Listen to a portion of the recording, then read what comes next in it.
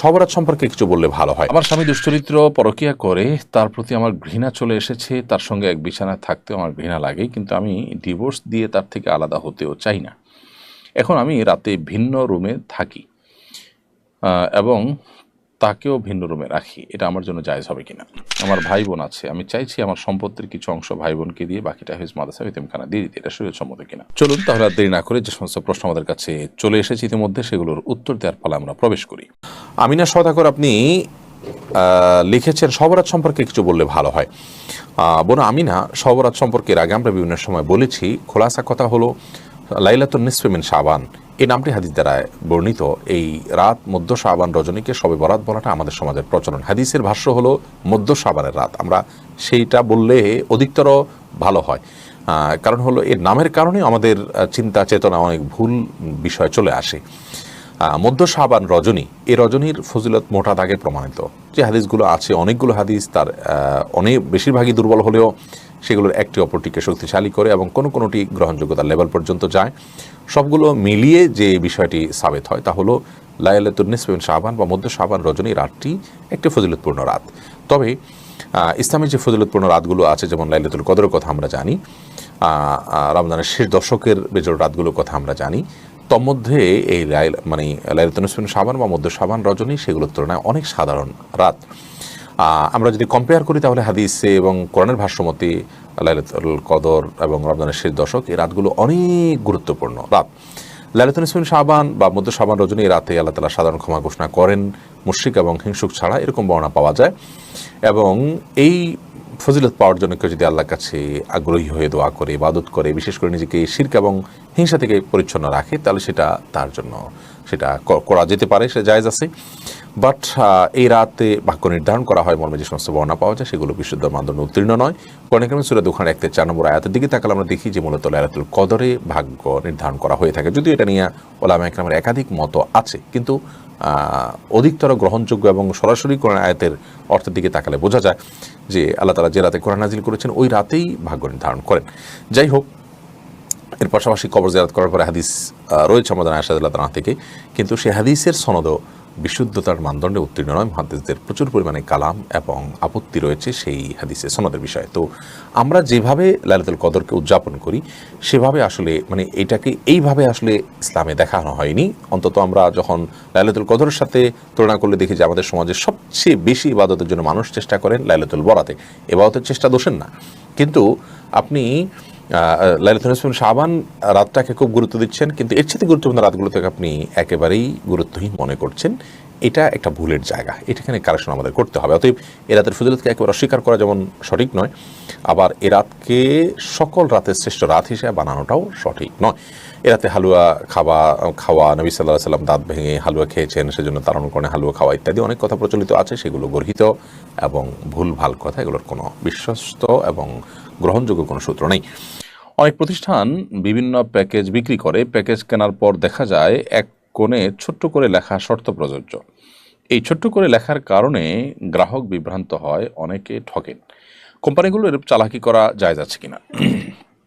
প্রথমত, যে কোনো প্যাকেজেই শর্ত থাকতে পারে। সেটা মোবাইল ফোন কোম্পানি যে প্যাকেজগুলো সেল করে সেটা হতে পারে, বা অন্য কোনো কোম্পানির কোনো পণ্য হতে পারে। প্যাকেজ হোক বা কোনো পণ্য হোক, এটা বিক্রির ক্ষেত্রে, বিশেষ করে প্যাকেজের ক্ষেত্রে যে শর্ত দেওয়া হয়ে থাকে, আমি মোবাইল ফোন কোম্পানির প্যাকেজগুলোর কথা বলছি, সেখানে যে শর্ত তো দেওয়া হয়ে থাকে এটা অস্বাভাবিক নয়, কিন্তু শর্তটাকে ছোট্ট করে এমনভাবে এত দূরে লেখা যে ওটা কারোর নজরে পড়ল না। পরবর্তীতে তিনি শর্ত আছে দেখে বিভ্রান্ত হলেন এবং শর্ত থাকার কারণে তিনি সুবিধা থেকে বঞ্চিত হলেন। তাহলে এরকম করাটা তো প্রতারণা। ইচ্ছাকৃতভাবে এই ধরনের শর্ত প্রযোজ্য লেখাটাকে হাইড করা, দূরে রাখা, ছোট্ট করে দেওয়া, এগুলো প্রতারণার অংশ। আর এরকম প্রতারণা করলে সেটি কবিরা গুনাহ হবে। মান গাশশা ফালাইসা মিন্না, নবী সাল্লাল্লাহু আলাইহি ওয়াসাল্লাম বলেছেন যে ব্যক্তি কাউকে প্রতারিত করে সে আমার উম্মত নয়। অতএব একজন মুসলমান কখনো এই ধরনের প্রতারণা করবেন না। তিনি প্রতারণা থেকে নিজেকে বাঁচাবেন, অন্যদেরকে বাঁচাবেন এবং সতর্ক থাকবেন, এটা আমাদের কর্তব্যের অংশ। তবে যেটি বলছিলাম যে এই ধরনের পণ্য বেচার ক্ষেত্রে, কেনার ক্ষেত্রে আপনার শর্ত দেওয়া বা শর্তর ভিত্তিতে কেনা, এটা মৌলিকভাবে না জায়েজ নয়। তবে হ্যাঁ, সাধারণ যে কোনো পণ্য বিক্রি করার ক্ষেত্রে কিছু কিছু শর্ত আছে যেগুলো নাজায়েজ। এই জন্য নবী সাল্লাল্লাহু আলাইহি সাল্লাম বলেছেন, নাহা রাসূলুল্লাহ সাল্লাল্লাহু আলাইহি সাল্লাম আন বাই'আন ওয়া শারতিন, রাসূল আকরাম সাল্লাল্লাহু আলাইহি সাল্লাম বেচাকেনা করা আবার শর্ত দেওয়া এটা থেকে নিষেধ করেছেন। বিধায় যে কোনো পণ্য আপনি কিনলেন, বিক্রি করলেন এবং সেখানে শর্ত আরোপ করে দিলেন যে এতদিন আমি ব্যবহার করব, তারপর আপনি নিবেন ইত্যাদি, এই জাতীয় শর্ত গ্রহণযোগ্য নয়। তবে হ্যাঁ, এই যে মোবাইল ফোন কোম্পানিগুলো যে প্যাকেজ দেওয়া হয়ে থাকে বা অন্য আরও যে সমস্ত শর্তগুলো, এই সমস্ত প্যাকেজে যে শর্ত দেওয়া থাকে বা অন্য আরও যে সমস্ত কেনাবেচাতে শর্ত দেওয়া থাকে, যে শর্তগুলোতে বেচা কেনার মৌলিক যে প্রিন্সিপাল আছে সেই প্রিন্সিপালগুলোর কোনোটিকে কোনো ক্ষতিগ্রস্ত করে না, এরকম যদি হয় তাহলে সেটা ঠিক আছে, সেই শর্ত গ্রহণযোগ্য হয়। মোদ্দা কথা হলো, গোপনে বা ছোট্ট করে শর্ত প্রযোজ্য লেখাটা এটা কখনো কখনো প্রতারণার শামিল, এবং এর ফলশ্রুতিতে একজন মানুষ তিনি শর্ত প্রযোজ্য লিখেও শর্তকে হাইড করার কারণে তিনি গুনাহগার হবেন। কিছুদিন আগে একজন ধর্মীয় বক্তা মাহফিলের মঞ্চে বিদেশি এক নায়িকার শারীরিক সৌন্দর্য বর্ণনা দিয়েছেন। শরীরের দৃষ্টিকোণ থেকে এটা কতটুকু সমীচীন, এই বিষয় নিয়ে আর নতুন করে আসলে আলাপ না করলে আমার মনে হয় চলে, কারণ ইতিমধ্যে সেই ব্যক্তি তার ভুল তিনি স্বীকার করেছেন এবং সেই সাথে তিনি যে পরিপূর্ণভাবে স্বাভাবিক নন, নানা কারণে তিনি মানসিকভাবে পর্যুদস্ত, সে কারণে এটা এ ধরনের বিষয় তার মুখ থেকে চলে এসেছে, সেটি তিনি উল্লেখ করেছেন বা ইঙ্গিত দিয়েছেন। অতএব এটা নিয়ে আমরা মনে হয় আলোচনা না করলেও চলে বা এটাকে আমরা ক্ষান্ত দিতে পারি। সেই সাথে তিনি সহ অন্যান্য বক্তা ভাইয়েরা, ওলামা ইকরাম যারা আছেন তাদেরকে আমরা বলতে চাই যে এত বেশি প্রোগ্রাম আমাদের করা উচিত নয়, যে প্রোগ্রামগুলো আসলে আমাদের অনেক বেশি প্রস্তুতি নিয়ে যথেষ্ট শারীরিক এবং মানসিক রিফ্রেশমেন্ট এর সাথে করার সুযোগ হয় না, সে ধরনের প্রোগ্রামগুলো আমাদের যথাসম্ভব কমে দেওয়া উচিত। অর্থাৎ প্রোগ্রামের পরিমাণ বাড়ালাম কিন্তু মান কমে গেল, আমরা ভাবার সুযোগ পেলাম না, পড়ালেখা করার সুযোগ পেলাম না, মানসিকভাবে প্রেশার থেকে একের পর এক প্রোগ্রাম করলাম, এটা করা উচিত নয়। তাহলে এরকম ভুলভাল কথা বের হবে যার মাধ্যমে উম্মাদ বিভ্রান্ত হতে পারে, ক্ষতিগ্রস্ত হতে পারে। এমডি শিহাব লিখেছেন, আমি সূচিবায়ুর রোগে আক্রান্ত। আমি যখন বই ধরি তখন আমার মনে হয় আমার হাতে ধুলো ময়লা থাকার কারণে বই আমাকে বদদোয়া দিবে। আমার প্রশ্ন হলো, বই কি আসলে দোয়া করতে পারে? না, বইয়ের কোনো দোয়া বদদোয়া নেই। আপনার এই সূচিবায়ুটার কোনো মানে নাই বা এটাকে পাত্তা দেওয়ার কোনো কারণ থাকতে পারে না। বই আপনাকে কখনো দোয়া বা বদদোয়া দিতে পারে না। সূচিবায়ুর এই রোগটা থেকে মুক্তির জন্য আপনার যে কাজটি করতে হবে তা হলো আপনাকে ইগনোর করতে হবে। ইগনোর হলো এর ঔষধ। যত বেশি আপনি ইগনোর করবেন, যত বেশি আপনি এটাকে আপনি এড়িয়ে চলবেন, তত বেশি আল্লাহ তাআলা আপনাকে মুক্তি নসিব করবেন। এর বাইরে ওয়াসওয়াসার রুকিয়া নামে আপনি অনলাইনে বা প্লে স্টোরে বা ইউটিউবে সার্চ দিলে অনেক পাবেন, রুকিয়ার বিভিন্ন ভিডিও পাবেন। সেই রুকিয়ার ভিডিওগুলো যদি আপনি মনোযোগের সাথে শুনেন, শ্রবণ করেন, আশা করা যায় আল্লাহ তাআলা আপনাকে এই রোগ থেকে মুক্তি দান করবেন। এছাড়া ভালো কোনো রাকির শরণাপন্ন আপনি হতে পারেন, মানসিক কোনো ডাক্তার আপনি দেখাতে পারেন। পুরো নামটা বোঝা যাচ্ছে না, বিডুর রশিদ এরকম কি জানি নামটা। আপনি ইউটিউব চ্যানেল আপনি লিখেছেন,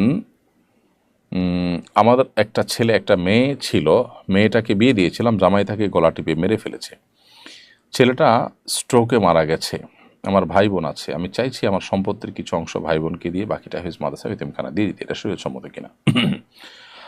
বোন সাইদা, আল্লাহ তাআলা আপনার প্রতি রহম করুন। আপনার পরিবারে যে প্যাথেটিক ঘটনার কথা শুনলাম, যে ছেলে মেয়ে দুজনকে আল্লাহ দুনিয়া থেকে নিয়ে গেছেন এবং ভাই বোন আছে, আপনার স্বামী আছে কিনা সেটা অবশ্য আমরা জানি না।